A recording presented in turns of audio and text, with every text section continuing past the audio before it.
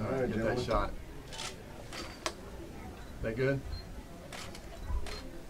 Well, I'm welcome, done. guys. Thank you for coming out this morning up to Cherokee County. We appreciate it. I'm delighted to have Senator Ted Cruz and Senator Johnny Isakson here.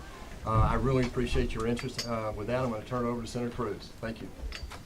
Well, it's great to be back in Georgia. What a terrific crowd, what terrific enthusiasm.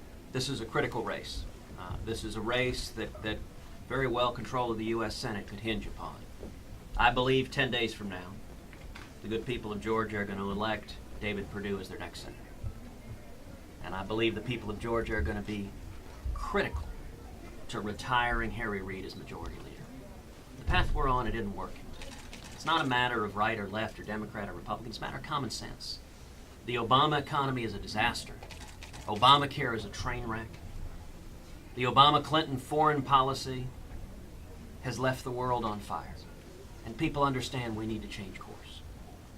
Georgia has the opportunity to be front and center in that, and I'm convinced the people of Georgia are not going to be fooled by a bunch of out-of-state billionaires coming in trying to spend a whole bunch of money fooling Georgians into continuing the failed Obama-Reid leadership. That's what this race is about, and I'm proud to be here and encourage Georgians to come and stand for the values that we all share.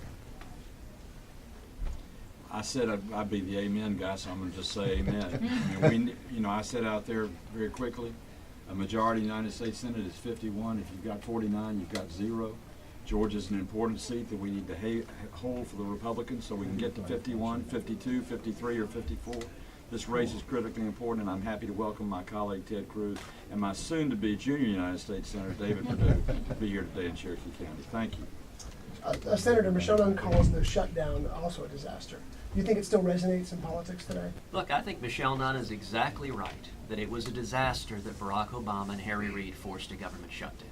Republicans voted over and over and over again to fund the federal government, and Harry Reid and Barack Obama both said publicly they thought it benefited Democrats politically to shut the government down. That was irresponsible, it was wrong, and Michelle Nunn will only continue that kind of rabid partisanship that has characterized President Obama and Harry Reid. Senator Cruz, the Democrat strategy right now, national strategy is to say that President Obama will only be there 2 more years. And that's been the latest this week. How crucial is the next 2 years with this president, and how important is it to take the Senate? This election is absolutely crucial. We have an historic opportunity to retake the Senate, to retire Harry Reid. And in the last 2 years, if you think the Obama agenda has been extreme and radical the first 6 years, I'm very afraid you ain't seen nothing yet. That this president, in the final 2 years, intends to double down on executive overreach, on lawlessness, on regulatory abuse. And one of the critical reasons these Senate races matter so much is for the Senate to begin doing meaningful oversight. Harry Reid is Barack Obama's most important protector. He shuts the Senate down. The Senate does nothing under Harry Reid. I am hopeful and confident with a Republican majority that in January of next year we will see the Senate finally begin providing meaningful oversight, begin serious, careful, sober hearings on the abuse of power, on the executive lawlessness, on the regulatory abuse that is killing jobs, that is taking away our constitutional rights.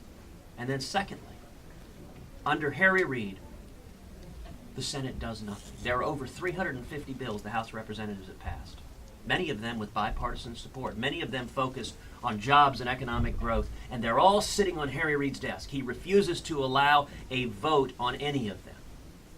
If Michelle Nunn goes to the Senate, she'll keep Harry Reid in office, which means we will continue to have a Senate that doesn't do its job. We need responsible leadership, and that means bringing up and voting on pro-growth legislation one after the other, bringing up and voting on legislation to protect our constitutional rights one after the other. That's going to happen when David Perdue is elected. Anything you can do with executive order amnesty? Anything you can do with that? If he does executive order on amnesty? You know, it's interesting. President Obama has told the American people he intends to illegally grant amnesty to another 5 or 6 million people who came here illegally. Now, initially, he was going to do so before the election, but Senate Democrats came to him and pleaded, please don't do this before the election, because we kind of think the voters won't like it. So we don't want people to hold us accountable to that. And so the president said, well, I'll tell you what then. I'm going to grant amnesty to 5 or 6 million people, but I'm going to do it after the election. Now think about what that says. Think about what that says that Barack Obama and Harry Reid and Michelle Nunn think of the American people. They understand that the American people don't support amnesty, that it's wrong, that it's contrary to rule of law, that it undermines our security. But they think we're not all that bright. They think the voters won't understand that if they promise to illegally grant amnesty after the election, they think the voters won't understand that this election is a referendum on amnesty. Now, with a Republican majority, it is my hope that we will bring up and vote on legislation to make clear that the president has no unilateral authority to grant amnesty. If Harry Reid remains majority leader, that will not be voted on because he will not allow it voted on. And the nice thing is, look, Johnny and I don't have to speculate about whether Harry Reid will allow it voted on, because I introduced legislation to do exactly that, and the House of Representatives passed legislation to do exactly that. The legislation I introduced in the Senate that makes crystal clear in law that the president has no authority to illegally grant amnesty passed the House of Representatives. It is one of those 350 plus bills sitting on Harry Reid's desk that Harry Reid will not allow a vote on. If you want to stop amnesty, this election is a straightforward referendum on stopping amnesty. And if Michelle Nunn is elected, and if Harry Reid remains majority leader, it is 100% that the U.S. Senate will do zero to stop President Obama's illegal amnesty. Senator, I wanted to follow up on the It question. looks on the like this shutdown. race could go into I wanted to a follow up on the potential a runoff situation. How do you fight against a runoff? And if it does, Georgia is poised to be the deciding state on what happens with the Senate. What do you guys do about that? Well, look, it is a very good question. At this point, it's all about turnout. And part of a runoff is there's a libertarian on the candidate. And listen, I love libertarians. I got elected with the support of a great many libertarians throughout the state of Texas. And I'll tell you, if you're a libertarian, let me speak to you directly. In this race, the contrast between David Perdue and Michelle Nunn could not be clearer. The Obama-Harry Reid agenda is fundamentally inconsistent with individual liberty. Now, it is no secret that I don't agree with the Republican Party on everything. I think Republicans need to change. I think we need to be far more vigorous defending liberty. But I am absolutely certain that the modern Democratic Party of Barack Obama and Harry Reid is fundamentally opposed to liberty, is opposed to the Bill of Rights. Every single Senate Democrat, all 55, voted to repeal the free speech protections of the First Amendment. That is stunning. Every single Senate Democrat, all 55, voted to gut the Religious Freedom Restoration Act, to take away the religious liberties of Americans.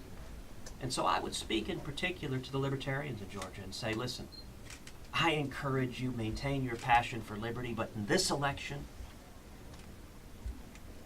a couple of votes, a couple of percentage could determine whether we win this election or it goes to a runoff. And I would encourage libertarians, number one, show up and vote for David Perdue. But number two, let me be clear, your job isn't done then. After Georgians elect David Perdue, I'm going to ask each of you, hold him accountable. Hold me accountable. Hold Johnny accountable. Listen, at the end of the day, if we're going to turn this country around, what needs to happen is the American people need to rise up and hold every elected official accountable, Republican and Democrat. And so to libertarians, what I would say is come and vote for David Perdue and then stand up and hold him accountable to stand for liberty. I am absolutely confident that Michelle Nunn and Harry Reid and Barack Obama present a grave threat to individual liberty and our constitutional rights, and now is the time for everyone who loves liberty to stand up and defend the Constitution. One follow-up, Senator.